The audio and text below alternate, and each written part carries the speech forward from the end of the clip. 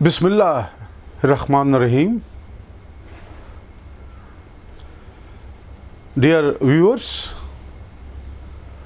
میں آپ سے آج اس گفتگو میں ایک ویڈیو کلپ کے حوالے سے جو اس وقت بہت زیادہ سوشل میڈیا پہ گردش میں ہے کچھ کہنا چاہوں گا. یہ ویڈیو کلپ جو ہے ایک پاکستان کے ریٹائرڈ لیفٹیننٹ جنرل کی گفتگو سے متعلق ہے، جو انہوں نے مولانا فضل الرحمان کا جو پروٹیسٹ کا پلان ہے اس کے حوالے سے اپنے خیالات کا اظہار کیا ہے. ایک سابق سینئر آرمی آفیسر ہونے کی حیثیت سے انہوں نے جہاں تک اپنی رائے کا اظہار کیا ہے اس حوالے سے کہ بہت ساری ہوسٹائل ایجنسیز ہو سکتا ہے کہ اس موقع کا فائدہ اٹھانا چاہیں اور اٹھانا چاہ رہی ہوں، اور انہوں نے کسی طرح سے مولانا سے رجوع بھی کر لیا ہو. یہ ان کا خیال ہے اور ظاہر ہے ان کی ٹریننگ ہے، اور اس قسم کی بات کہنے سے پہلے انہوں نے بہت سوچا اور سمجھا ہوگا. لیکن دوسری بات جو انہوں نے کہی جس پر مجھے بہت اعتراض ہے وہ یہ کہ انہوں نے اپنی استدلال میں مولانا کی جو پارٹی ہے جمعیت علماء اسلام، اس کو جمعیت علماء ہند کے ساتھ کھڑا کر دیا ہے، اور یہ کہنے کی شاید کوشش کی ہے کہ یہ دونوں ایک ہی جماعتیں ہیں. انہوں نے اس سلسلے میں جو اپنی بات رکھی وہ اس طرح سے کہ جمعیت علماء ہند یا مدرسہ دیوبند انڈیا، اس کے جو ہیڈ ہیں مولانا مدنی، انہوں نے حالیہ دنوں میں بی جے پی گورنمنٹ کا یہ فیصلہ کہ مقبوضہ جموں کشمیر کی جو آٹونومی تھی اس کو ختم کر دیا جائے، اس کی سپورٹ کی ہے. اس کا ذکر کیا، بالکل ٹھیک کہا، انہوں نے بالکل ایسا کیا ہے. یہاں میں ایک بات کہنا چاہوں گا کہ جمعیت علماء ہند اور جمعیت علماء پاکستان، اس کو ذرا ہم سمجھ لیں کہ یہ دونوں اینٹیٹیز ہیں کیا. سب سے پہلے یہ کہ ہندوستان میں جب آزادی کی جدوجہد جاری اور ساری تھی تو اس وقت جمعیت علماء ہند کے لیڈر تھے مولانا مدنی. خاص طور پر انہوں نے اپنی سپورٹ جو تھی، اپنے انسٹیٹیوشن کی سپورٹ، سنی علماء کی سپورٹ، وہ کانگریس کے لیے کر دی تھی. لیکن یہاں پر یہ جاننا ضروری ہے، کیا واقعی ہی تمام دیوبند کے جو نامی گرامی علماء تھے وہ بھی ان کے ساتھ تھے؟ نہیں، ایسا نہیں تھا. یہ بات ضرور ہے کہ اکثریت علماء کی مولانا مدنی کے ساتھ تھی، لیکن ہمارے بہت بڑے جید عالم ہماری تاریخ کے مولانا اشرف علی تھانوی، انہوں نے مولانا مدنی کے اس فیصلے سے سخت اختلاف کیا تھا، اور اپنے ایک فتوے کے ذریعے مسلمانوں سے یہ اپیل کی تھی کہ وہ آل انڈیا مسلم لیگ کی سپورٹ کریں پاکستان کے بننے کے لیے. اور اس کے ساتھ انہوں نے جب دیکھا کہ اکثریت کا جھکاؤ کانگریس کی طرف ہے تو مولانا تھانوی نے دیوبند کے ڈائریکٹرشپ سے استعفیٰ دے دیا اور اپنے آپ کو الگ کر لیا. تو اس طرح سے آل انڈیا جمعیت علماء اسلام وجود میں آئی کلکتہ کے ایک سیشن میں. یہ وہی علماء تھے کہ جنہوں نے خیبر سے لے کے کنہیا کماری تک مسلمانوں کو بیدار کیا, بے تحاشا علماء کے کنونشن کیے اور ان سے کہا کہ وہ آل انڈیا مسلم لیگ کی سپورٹ کریں پاکستان کی جدوجہد میں. قیام پاکستان کے بعد جو اس دیوبند سے جو بڑے علماء تھے, خاص طور پر شبیر احمد عثمانی, ظفر احمد عثمانی, یہ سب پاکستان تشریف لائے. پاکستان کی تحریک میں سب سے آگے تھے. انہوں نے اس کو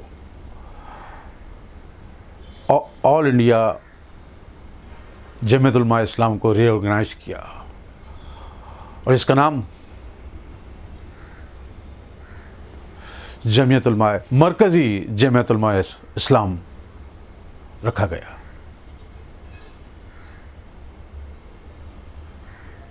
اس کے بعد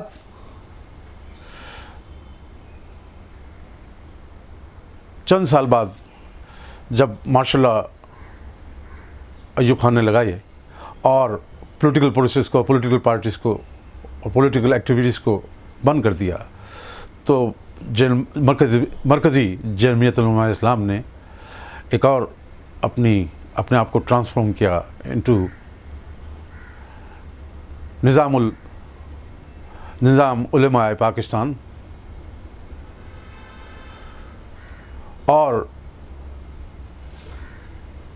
اپنے دینی اور فکری کاموں کو جاری رکھا. اور یہ سلسلہ 1962 تک جاری رہا, جب اس کو دوبارہ جمعیت علماء اسلام پاکستان کے نام سے پہچانے جانے لگا. اور اس پارٹی کے اور اس جماعت کے پہلے امیر مولانا درخواست منتخب ہوئے اور مولانا غلام غوث ہزاروی اس کے ناظم اعلیٰ بنے. اب مجھے یہ سمجھ میں نہیں آئی بات جنرل صاحب کی کہ کس طرح انہوں نے جمعیت علماء ہند کو اور جمعیت علماء پاکستان کو, جو یقیناً اب کئی فیکشنز میں ہے, اس کو ایک نظر سے دیکھا ہو, اور یہ کس طرح انہوں نے آغاز کر لیا کہ مولانا مدنی نے, جنہوں نے اپنے اکابرین کی اپنا پیروی کی ہے کہ جس طرح انہوں نے کانگریس کے ساتھ دیا تھا اور قیام پاکستان کی مخالفت کی تھی, اسی طرح سے انہوں نے کشمیر ایکشن کو سپورٹ کیا ہے مودی کے. وہ اور مولانا فضل الرحمان ایک ہی طرح کے لوگ ہوں, اور انہوں نے, مولانا مدنی نے, ہو سکتا ہے ان کے تعلقات ہوں رسمی یا غیر رسمی, انہوں نے یہ بھی کوشش کی ہو کہ مولانا کو برگلائیں اور ان سے کہیں کہ بھئی ملک کے اندر انتشار پیدا کرو. یہ وہ چند فیکٹس ہیں میں سمجھتا ہوں جن کو جنرل صاحب نے اپنے گفتگو میں یا تو جان بوجھ کر یا لا علمی کی وجہ سے, میرے خیال میں لا علمی نہیں ہے. ماشاءاللہ بہت سینئر آدمی ہیں, بہت اچھی آرٹیکولیشن ہے ان کی, بہت اچھی گفتگو کرتے ہیں, ان کو ان تمام حقائق کا یقیناً علم ہوگا. جمعیت علماء ہند اور مرکزی جمعیت علماء اسلام اس طرح ہے کہ جیسے آگ اور پانی. میرے خیال میں یہ اس وقت کے لوگوں سے, اگر کچھ لوگ زندہ ہوں جنہوں نے تحریک پاکستان میں حصہ لیا اور جب تحریک فائنل فیز میں آ چکی تھی, ان سے پوچھا جائے کہ کس طرح سے مسلمانان ہند, خاص طور پر وہ مسلمان جنہوں نے ہجرت کی وہاں سے, جمعیت علماء ہند کو دیکھتے تھے اور آل انڈیا جمعیت علماء اسلام جو مولانا شبیر احمد عثمانی کی تھی اس کو دیکھتے تھے.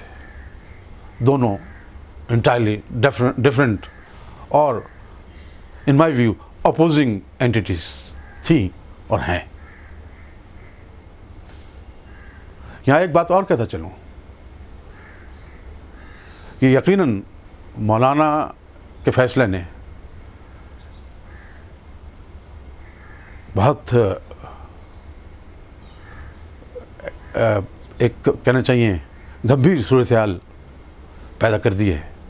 لیکن یہ کہنا بھی ضروری ہوگا کہ مولانا نے اپنے پروٹیسٹ کا اعلان نریندر مودی کے اگست 5 کے فیصلے سے پہلے کیا تھا. انہوں نے اپنا یہ پروگرام یقیناً مولانا مدنی کے اس فیصلے میں سے جس میں انہوں نے مودی کے کشمیر ایکشن کی حمایت کیے اس سے بھی پہلا کیا تھا. تو مجھے ایز سچ ان دونوں جو انڈیا میں ہوا ہے اور جو پاکستان میں اس وقت ہو رہا ہے یا ہونے جا رہا ہے اس میں کسی قسم کا کوئی ایسی کوآرڈینیشن ہو وہ نظر نہیں آتی. آخری بات،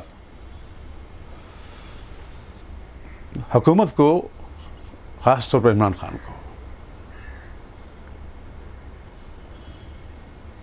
اس چیز سے گھبرانے کی بہت زیادہ ضرورت نہیں ہے، کیونکہ اس نے جو یونائٹڈ نیشنز جنرل اسمبلی میں تقریر کی ہے، معاف کیجیے گا، اس میں ایک خاص بات جو اس نے میرے خیال سے جو بہت اہم ہے کی، وہ آر ایس ایس کا ذکر ہے. شاید وہ اپنی آرٹیکولیشن میں کچھ فیکٹس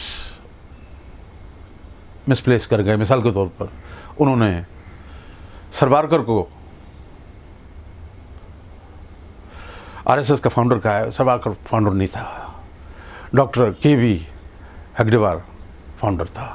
لیکن ان کی اس گفتگو سے دنیا کو معلوم ہو گیا ہے، عالم اسلام کو معلوم ہو گیا ہے، پاکستانیوں کو معلوم ہو گیا ہے اچھی طرح سے کہ ڈاکٹر کے وی ہگڈیوار سے لے کر سروارکر، سروارکر سے لے کے گلوارکر، اور گلوارکر سے لے کے آج موہن بھگوت تک آر ایس ایس کیا کرتی آئی ہے اور اس کے کیا عزائم ہیں. یہ بہت ضروری تھا. ان کی تقریر سے نہ کہ صرف کشمیر کا ایشو بہت اچھی طرح سے انٹرنیشنلائز ہوا ہے، بلکہ آر ایس ایس اور یا سنگھ پریوار